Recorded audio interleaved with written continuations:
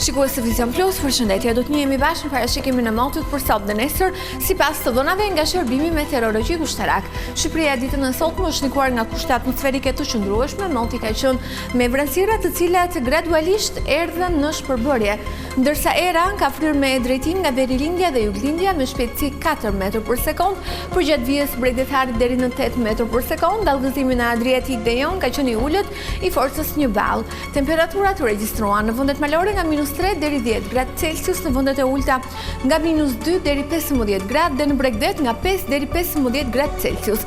Edhe për ditën e njëjtë, Shqipëria do të vijojë ndikohet nga kushte atmosferike të qëndrueshme, moti parashikohet i kthjellët me vranësira të pakta dhe pas orëve të mesditës do të kemi shtim gradual të vranësirave mesatare deri të dendura në pjesën më të madhe të territorit.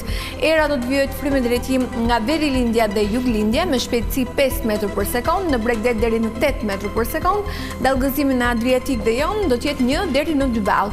Temperaturat parashikohen në vendet malore nga -1 deri 11 gradë Celsius, në vendet e ulta nga -1 deri 15 gradë dhe në Bregdet nga 5 deri 15 gradë Celsius. Rajoni Ballkanit ditën e nesërme do të jetë në ndikimin e masave ajrore të thata, të cilat do të sjellin mot të kthjellët dhe vranësira kalimtare.